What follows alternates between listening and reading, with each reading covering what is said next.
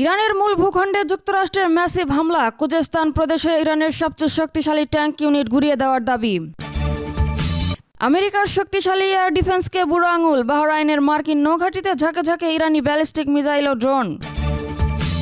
এরপর জানাবো কুয়েতের মার্কিন অর্থনৈতিক স্থাপনা লক্ষ্য করে ইরানের তীব্র হামলা, পাল্টা প্রতিরোধে 21টি ড্রোন ভূপাতিত করার দাবি কুয়েতের। আরও জানাবো কুয়েতের ভূমি ও ইরাকের আকাশসীমা ব্যবহার করে ইরানের ওপর 6টি মার্কিন ক্ষেপণাস্ত্র নিক্ষেপ, চাঞ্চল্যকর তথ্য দিল প্রেস টিভি।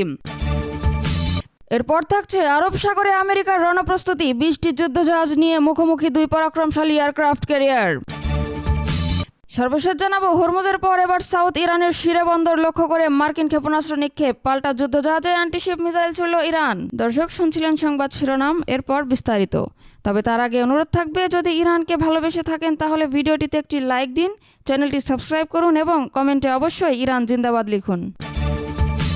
আমেরিকা ও ইরানের মধ্যকার চলমান যুদ্ধ এবার উপকূল এলাকা ছাড়িয়ে ইরানের মূল ভূখণ্ডের ভেতরে প্রবেশ করেছে।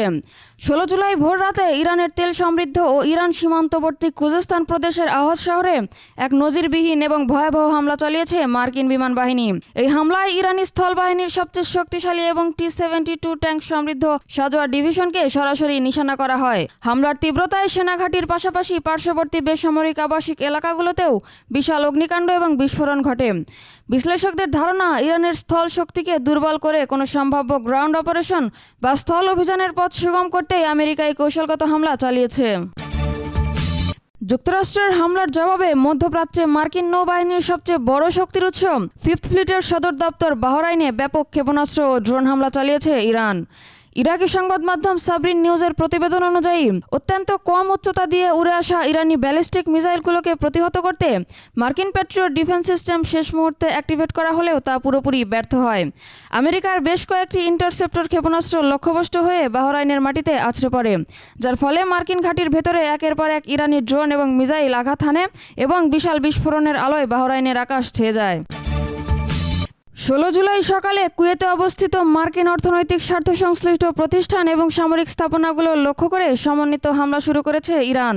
কুয়েত সেনাবাহিনীর পক্ষ থেকে স্বীকার করা হয়েছে যে দেশের বিভিন্ন প্রান্তে হওয়া বিকট বিস্ফোরণের শব্দগুলো মূলত ইরানি ড্রোন এবং বিমান হামলা প্রতিহত করার কারণে হয়েছে। কুয়েত সামরিক বাহিনীর দাবি, গতকাল থেকে এখন পর্যন্ত তারা ইরানের 21টি ড্রোন আকাশে ভূপাতিত করতে সক্ষম হয়েছে। এই ঘটনার পর কুয়েত প্রশাসন দেশের সাধারণ নাগরিকদের জরুরি প্রয়োজন ছাড়া ঘরের বাইরে বের হতে এবং যে কোনো ধরনের গুজব থেকে সতর্ক থাকার নির্দেশ দিয়েছে। ইরানের রাষ্ট্রায়ত্ত সংবাদ মাধ্যম প্রেস টিভি একটি অত্যন্ত চাঞ্চল্যকর এবং বিস্ফোরক রিপোর্ট প্রকাশ করেছে। তাদের দাবি অনুযায়ী কুয়েতের ভূখণ্ডে অবস্থিত মার্কিন সামরিক ঘাঁটি থেকে সরাসরি 6টি দূরপাল্লার ক্ষেপণাস্ত্র ইরানের মূল ভূখণ্ড লক্ষ্য করে নিক্ষেপ করা হয়েছে, যা ইরাকের আকাশসীমা ব্যবহার করে ইরানি সীমান্তে আঘাত হানে।